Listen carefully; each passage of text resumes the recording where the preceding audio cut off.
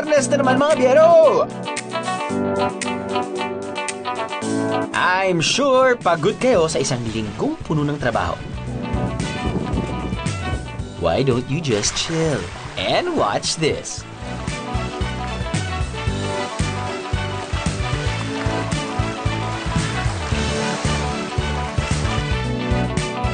O diba? Mapanood lang ang napakalinis na karagatan. Nakaka-relax na.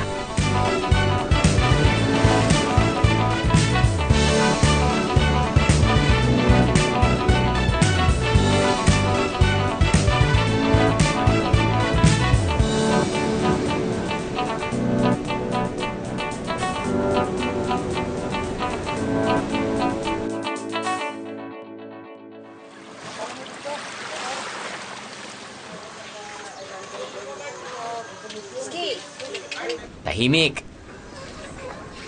at ramdam ang mabagal at simpleng buhay probinsya. Yan ang feels ng Kulasi dito sa Antique. Galing daw ang salitang yan sa ibon ng Kulasisi. Pops, hindi yung mahilig sa bawal na pag-ibig ha. Ang sinasabi ko, isang uri ng indigenous parrot sa ating bansa. Hango rin ang salita sa Kulasi na isang uri naman ng bakawan. Pero bago natin suyuri ng bayang ito, puntahan muna natin ang hidden gem na kung tawagin ay Malalison Island.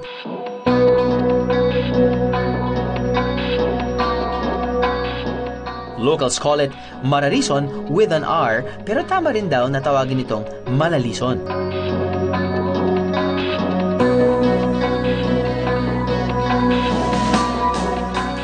Sa laki nitong 55 hectares, kayang-kaya itong maikot ng isang buong maghapon.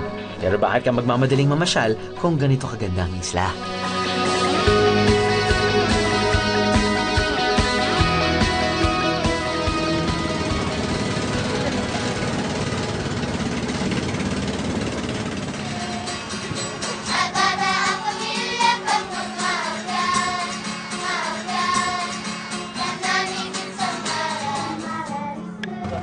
Alright, mga biyero, galing sa Kulasi.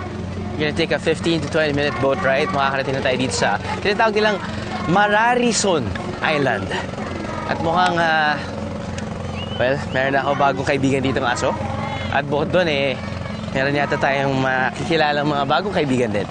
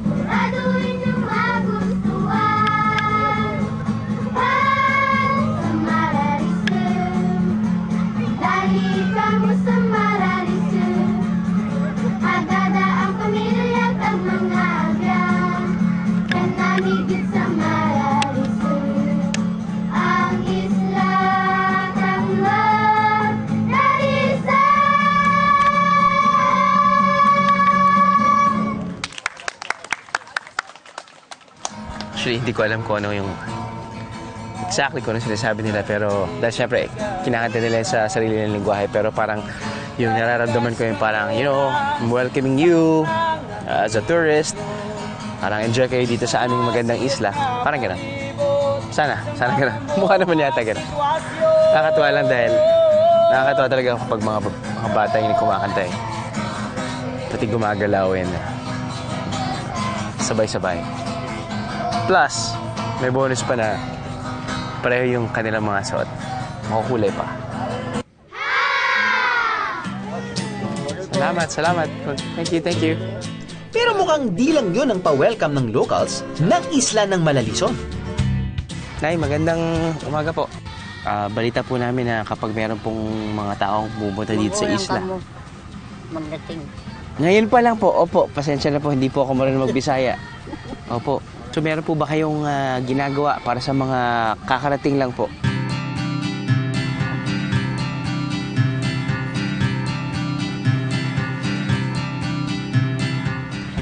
Sa bulsa po. Lalagay ko po sa bulsa.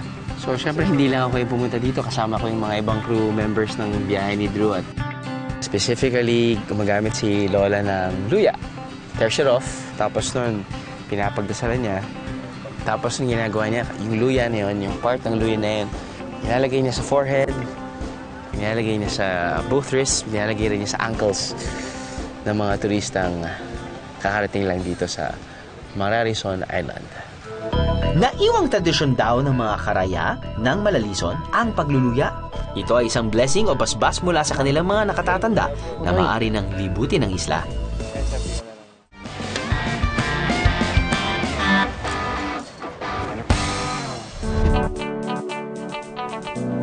Madali lang marating ang probinsya ng Antique.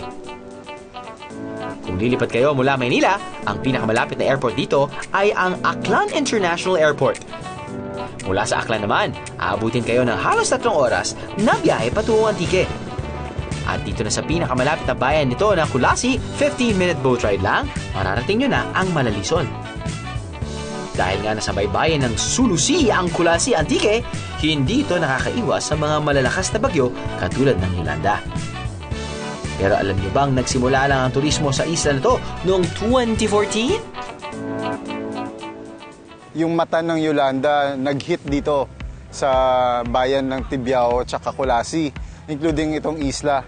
Then, 4 na buwan ng nanalasa matapos yung Yolanda. So, nang niinbitahan ko po yung mga vloggers, sinabi ko po sa kanila na malaki po ang potential nitong isla na to para sa turismo. So parang mala Batanes siya, and back then nag-hype na yung Batanes, so yun yung nagpa-spark ng curiosity. Tinamaan man ng bagyo, patuloy ang pamumuhay ng mga taga rito. Ang trahedya, naging simula ng tagumpay para sa mga taga-isla. From zero po na income sa tourism, after po ng Yolanda, na-organize po namin yung 7 sector, nabigyan po ng trabaho yung mga guides, mga boat operators, tapos yung homestay, tsaka yung mga caterings. Dahil na rin ito sa community-based ecotourism at sustainable livelihood programs ng Department of Tourism. After almost 2 years po, we could say that it's already a success or blessing po sa Antique. Kaya ngayon, isang booming island destination na ang Mararison o Malalison Island. Now, there's more reason to come, right? Yeah. First activity! Nga ba, subukan na ang tubig dito sa isla. Malalison! Let's get it on!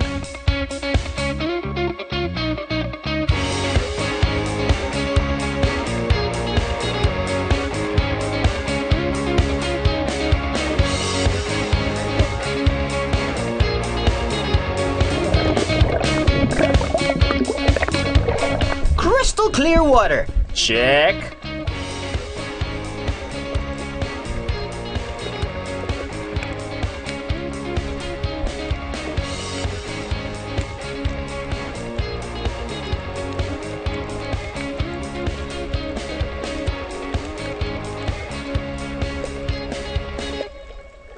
And me free diving into the deep blue sea.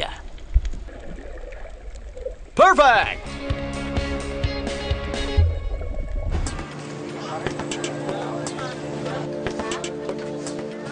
Ayon sa mga karaya, talagang may mangilan-ngilan pa rin na natakot sa mga aswang at mga mangkukulam. Pero wag daw matakot sa mga aswang at kung ano-ano pang uri ng pambabarang o pangkukulam. Dahil dito sa kalapit na bayan ng Tibiao, may pangontra sa mga aswang at iba pang masamang elemento, ang pang-aaram. Isang uri ng sinuunang panggagamot gamit ang langis at tasal. 50 years na itong ginagawa ni Aling Remedios. Ang simula ito, kailangan manalangin ka para yung laman, yung sakit ng tao, minsan mga pako natanggal ko. Iba-iba, mga hayop. Kailangan manalangin ka muna, saka na ibigay sa'yo Pagka malalaman mo nga, parang umiinit yung kamay ko, yun na makukuha ko na. So, kung malalaman ko nga walang laman. Kasi malalaman ko yan kung gawang tao o kung kulam, kaya ko yan gagamutin. Yung bato, doon sa bato ko tinanggal. Yan yung may laman ka, kasi makita ko eh. Kung ang tao hindi maniwala, makikita ko din, mabasa ko sa isip. Marami na akong mga taong tinulungan. Kaya ang mga curious na biyahero, gusto itong masubukan. Hello. Kamusta po? Okay lang. Di ba nakaraan nakapunta ka na dito? Karaan po. Baka iba po yung pumunta. Hindi ko po alam kung ako yun. Wala. Baka yung aking kapatid. Ah, yun nga. Siguro. Siguro nga. Sige po. Ano pong gagawin natin, ma'am? Hindi basta-basta ito matablahan. So, bali wala po. Bali, wala. Ay, nag-umpisa ako 1968. Hanggang ngayon, 2016 na. Matagal dito ako ng gamot noon. Lagi ako sumasama kung saan manggamot yung lolo ko. Kaya nga, sa matagalan yung sama-sama ko sa lolo ko, yun linipat niya sa akin. Kahit saan ka pupunta, hindi ka madablahan yung barang. Barang. Barang. Ano po ibig sabihin ng barang? Ang barang kulam daw. Kulam. Yun. So, Okay naman ito eh. Wala namang Wala po. problema. sabi na, kung minsan sabi ng asawa ko, meron problema daw ako sa utak. Wala nga eh. Sabi ni- Nako. Wala naman itong sakit eh. Wala po. Wala nga. Pina-check ko. Kung mayroong mga laman-laman dyan, pwede ko matanggal. Pero ngayon wala ko matanggal. Wala sa'yo. naman po. Kasi wala naman kailangan tanggalin. Wala naman kailangan matanggal. Walang laman. Walang laman. Yung utak ko walang laman. Pero ang utak mo meron- iba-iba. meron po. Iba-iba eh.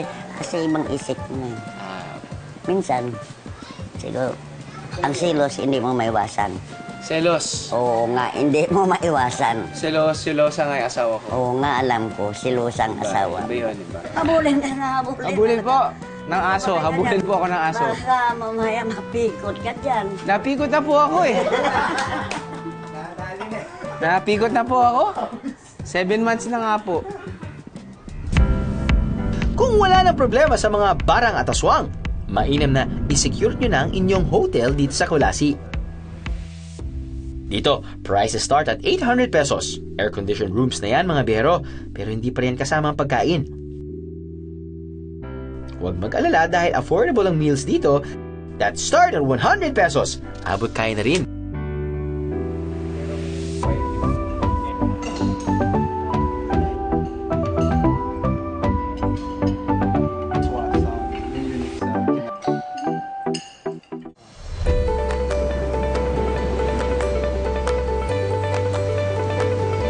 A beautiful island indeed. Yung dagat, makikita mo ang linis talaga, friend. Tapos mura. Yeah, mura. So, mas malapit dito sa amin sa Iloilo, pumunta dito sa Antique. I'm sure, di nyo rin naisip na may ganito kagandang White Beach Island just 96 kilometers away from Aklan, kung saan marami ring white beaches. Mas maganda kaya dito sa Kulasi, and alright, Mas dito sa maganda. Mararison. Dahil mas maganda dito kaysa sa iba. Tapos kasi bago. Kasi sa Boracay, daming... Medyo polluted na. Dito kasi Fresh ilan pa, fresh ilan pa. pa din yung taong pumupunta dito. Mula nung dumaan yung Yolanda at saka na kung itong expose yung aming isla, medyo talagang marami na sir, marami nang pumupunta rito.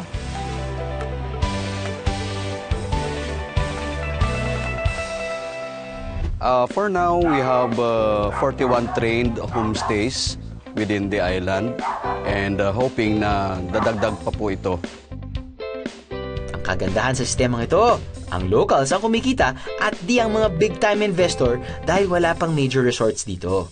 Isa sa mga nagpapa-homestay ay si Aling Cecilia. Pasok po kayo, tuloy po Ano ko lang po yung sapatos ko. So may electric fan, may TV. Bawat kwarto po may electric fan. Bawat kwarto may electric fan. Kailan ho kayo nag-umpisa? Nag-ano po kami nung pagtapos ng Yolanda. Noong una, sinabi ko sa asawa ko na ayaw kong magpa-homestay. Kasi marami kaming anak eh. 7. Pag may bisita ka, kailangan akomodahin mo ng mabuti kasi bisita mo yan, hindi mo basta-basta papabayaan lang. Pero nung bandang huli, parang wala na talaga kaming source of income na kailangan naming kumita para matustusan yung pag-aaral ng mga anak ko. Parang maganda yung kinalalabasan kasi nakakabili kami ng pangangailangan ng mga bata. Matapos ang Yolanda, yun talaga ang ano namin Yun talaga ang umpisa na talagang maraming turista ang pumunta. Ang bahay ng pamilya ni Aling Cecilia may 4 na kwarto. Lahat ay maayos at may kutsyon ng higaan. Tahimik din sa isla, kaya talagang makakatulog kayo ng mahimbing. All in all, ilan pong mga tao pwedeng makitulog dito sa inyo? Mga 10, babaw, pataas baba. Meron pa kayong mga staff tol para sa mga bata? Opo, minsan mati yung may mga mag-asawa o pamilya, Opo, may dalang bata.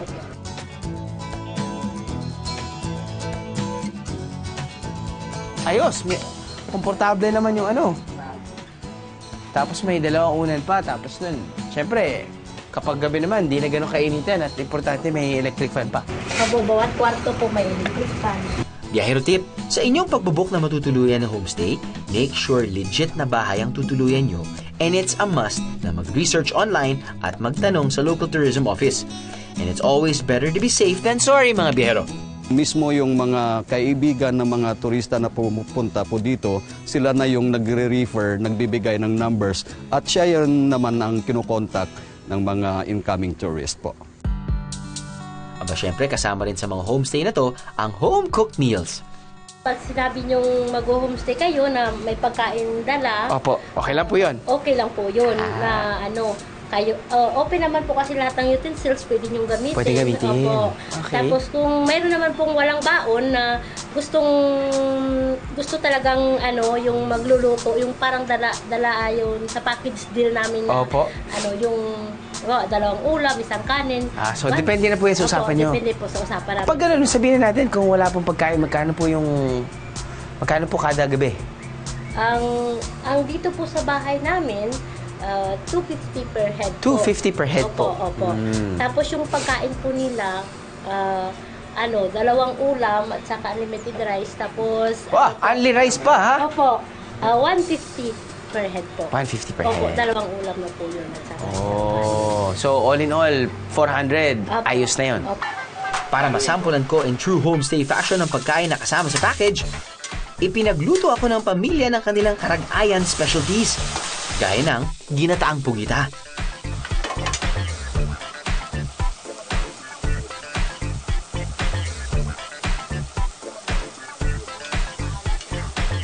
Hindi regular ang supply ng kuryente sa isla, kaya wala silang mga refo freezer. Kaya ang huli sa umaga, ulam na sa tanghalian at hapunan.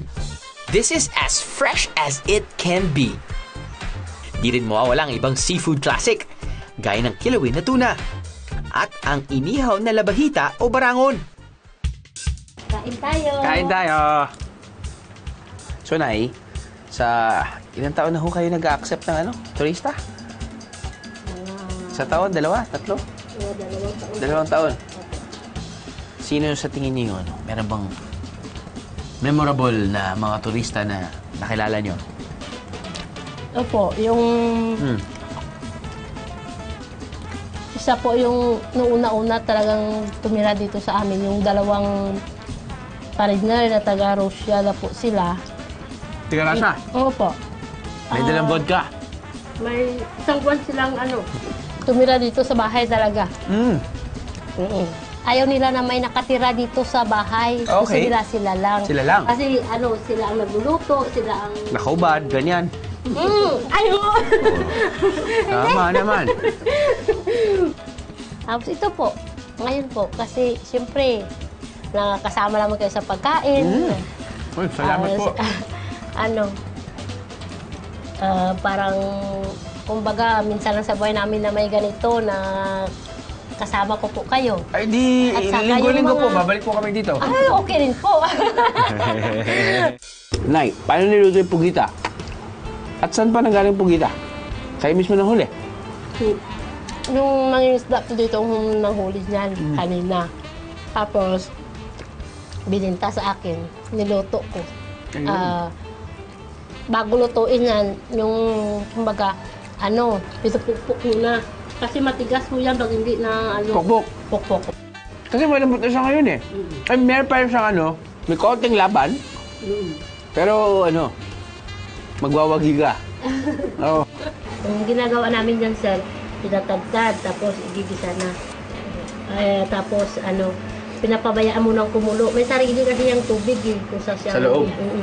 Kung siya magtutubig sa kaldero o sa kawali. Tapos, pag natapos na ubos na yung tubig niya, saka mo siya tutubigan ulit para lumambot siya. Tapos sa bandang huli, saka mo siya lalagyan ng tuyo, paminta, sili, saka tatanggata niya para mas masarap yun eh. Oo. Masarap po. Kakaiba. Parang kumakain sa isang restaurant. Galing. Kain na po. Killer win. Killer for the win. Pwede no? Nay. Sabihin niyo po ngayon, killer for the win. killer for the win. Tama. Killer win. Yun. Adali mo, Nay.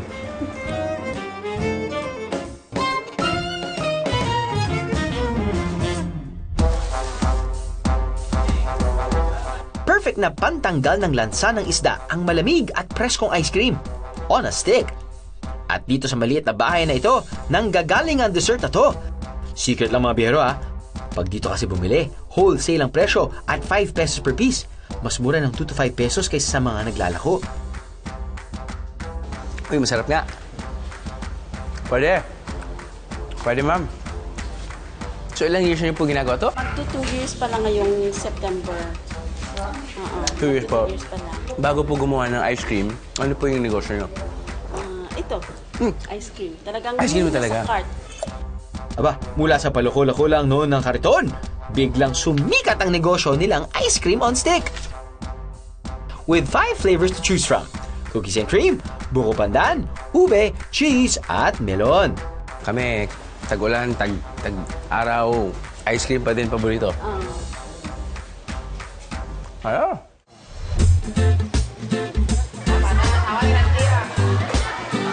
Dahil nakaharap sa sulusi ang kulasi, hindi mahirap bumili ng sariwang isda. Pero kung nag-iisip kayo ng isda na gusto nyong may uwi, sangkaterba rin ang klase ng mga daing dito. Ang price range, 70 to 100 pesos kada plastic. Mga kalahating kilo na rin. Well, not bad at all. Pero ang pinakasikat na pinatuyo at dinaing na isda sa kulasi, ang pinindang. Mukha siyang pancake na dilis, no? At makaka-order kayo nito sa mga kainang gaya nito. Boodle fight ulit tayo. Actually, kailang minutes na tayo na boodle fight, pero meron tayong ibang matitikman dito na kakaiba. Kasama sa ating boodle fight. Pwede natin tawaging boodle noodle. Pinindang. Parang dilis. Parang dilis naman talaga. Tapos nun, pinipili nila at dinifry. Lasa, hindi natin alam. Of course, deep fry, crispy. Bagay ito sa sa may suka at sili. Sakto. Buti na lang meron.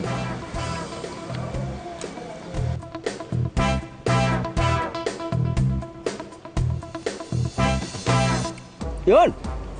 So, kasama sa boodle fight, meron kang okra, meron kang hipon, meron kang fresh fish caught of the day, and then meron tayong inihaw na manok, meron tayong inihaw na baboy, at meron din tayong dalawang klaseng prutas. Meron tayong mangga, at meron tayong watermelon. Pero ito kakaiba. It's crispy, it's thin, it's easy to eat, and because it's deep fry, everything's good when you deep fry. Dip yung lasa suka. Mata.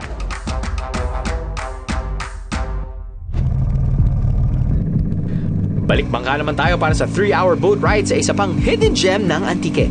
Medyo mahaba at maalon ang biyahe, so make sure na may baon kayong pagkain. Seco Island, 1.5 kilometers lang ang laki ng isla. White powdery sand.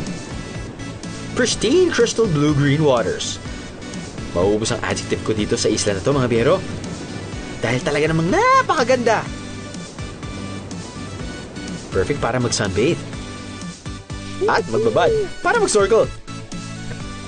Buhay na buhay ang corals. No wonder protected area to.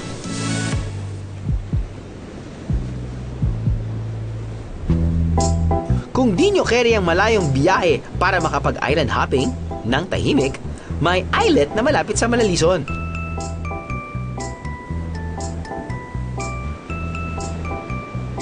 Ito ang Nablag Islet. Okay, mga bihero, yung nasa likod ko ay tawag nila dyan ay Nablag Islet. Usually, kapag low tide, from here, pwede tayong tumawid. Walang problema, hindi tayo mababasa. Pero kapag high tide, syempre, 2 separate islands yan. 20 to 30 minute walk lang yan mula sa White Beach ng Malalison. Libre pa ang punta nyo rito, lalo na kung nasa isla na kayo. Para ito sa mga biyahero na gustong umiwas sa maraming tao. Nakatutuwang isipin na di lang pala puro island at beaches ang makikita rito sa Kulasi Antique. Meron din silang mini rice terraces. At hindi lang yan. Dahil may mga bat sanctuary na gaya nito, kitang-kita kung gaano kabuhay ang ecosystem ng Kulasi.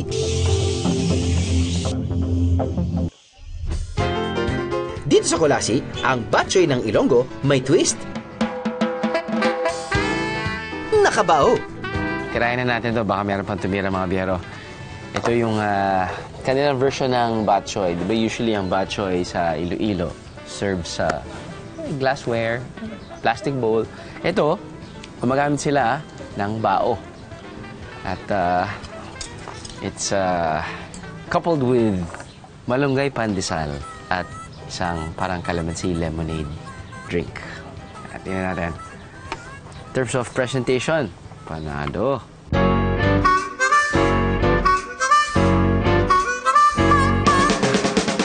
Kakaiba. You won't miss it actually dahil may malaking sign sila na payapang batchoyan.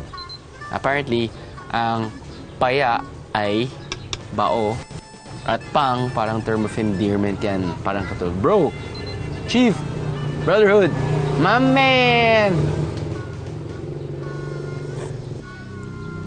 Pwede. Pwede. Hindi nakakatuwa yan yung tipo meron ka pupunta ang probinsya, tapos nun meron ka matitikmang masarap na version ng alam mo ng dish, katulad na itong batchoy, at pagka-present ay kakaiba pa.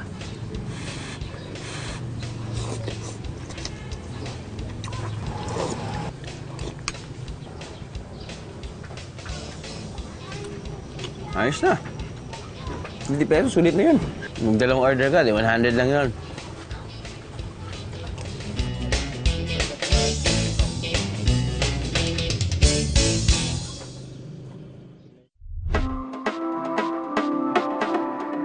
Ngayon, oras na para sa ating last activity dito sa isla ng Malalison!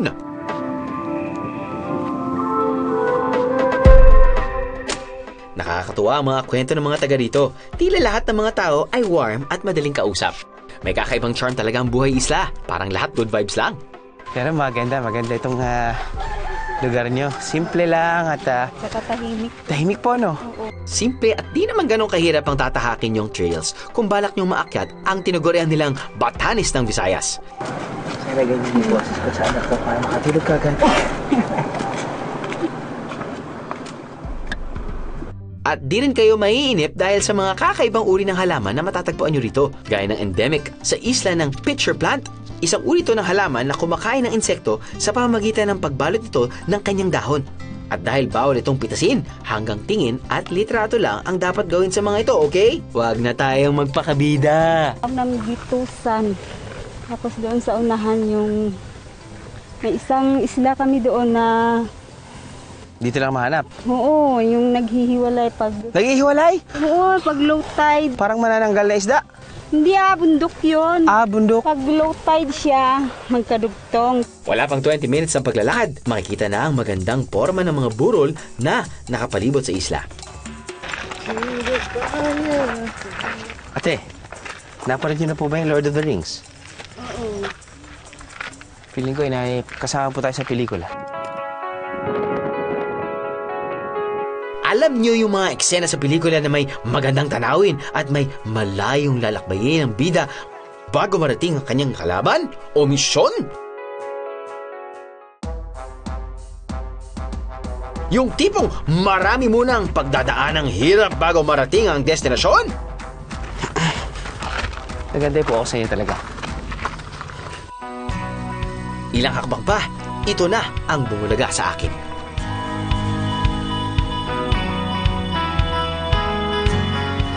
So mula dito, kitang-kita natin yung sandbar kung saan tayo nagaling kanina.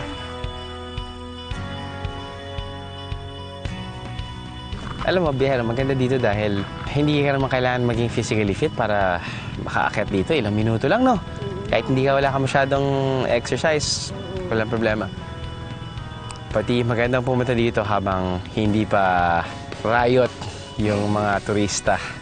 Ano po ba yung Anong buwan yung magandang pumunta dito na magandang klima at yung hindi masyadong marami pang turista? Mga talaga June. Ganitong buwan June. Ganito talaga. Oo. Pero medyo risky na dahil pwedeng umulan, pwedeng hindi. Ulan na talaga yung June. So usually po yung mga turista, or ikaw bilang tour guide po, ano po yung pwedeng gawin dito? Dito, kuha lang ng magandang view. View, picture. Oo. Tapos pwede pong magdala ng pagkain dito, hindi din? Pwede din. Oo, pero importante importante lang na huwag mag-iwan ng kalat. Huwag lang iwan yung mga basura. Opo. Tapos yung mga gustong mag-relax, dito ka lang, umakyat ka lang dito.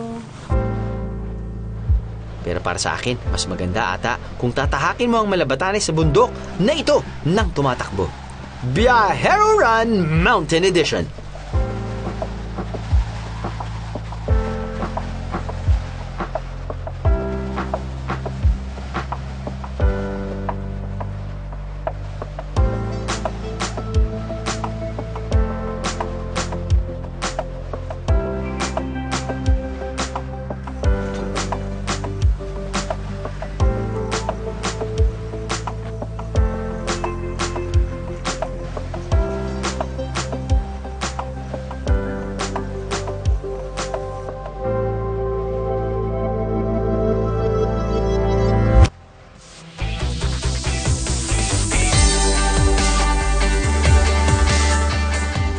I am speechless, mga biyero.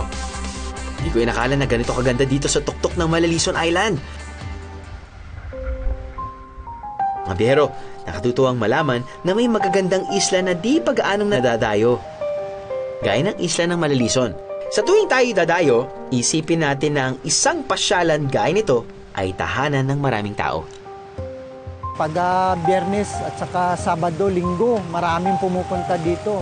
Dati 10, 20, ngayon halos daan-daan na, 1,000 na nga ako minsan, 1,000. Okay siya sa kumikita, pero nagiging marumi yung kapaligiran. Turista, basta na lang tinatapon yung basura. Pag may mga basura po kayong madadala dito sa o kung may ipon, ipunin nyo na lang po at dalhin nyo na lang sa mainland, doon sa Kulasi mismo po. Doon para doon na rin po ninyo itapon. Dito na ako lumaki, mahal ko ang islang ito. Kaya parang ayaw kong yung kalikasan, ma-abuse yung kalikasan ng mga taong dumadayo dito sa isla. Sana maging mabuti tayong Be a Hero! Dahil ang lahat ng magagandang tanawin sa bansa ay para sa lahat ng Pilipino.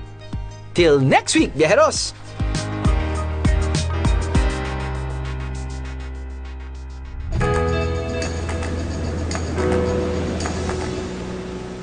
Kung makapira ka, labas agad, hindi ka makaipon. Okay. Investments po yun, ma'am. Wala po akong tinatago sa bahay. Talaga investments. Opo, para sa negosyo, sa stocks. Nay, may nakasulat po ba na ilang motorsiklo pwede kong... Hindi na, kahit marami po, marami. Marami. Maraming chick. Maraming chick. Kat! Ba doon tayo pupunta? Bakit tayo pumupunta doon? Timing ko ah. May 3 bibe dito sa isla. Mataba, mapayat. Nature Spring Bibe. May problema ka, pwede ka naman ng date sa klangin.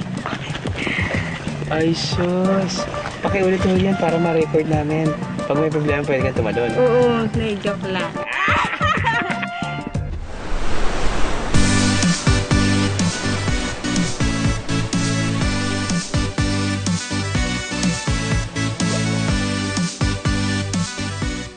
Yes. Aso po ba to? Hindi po.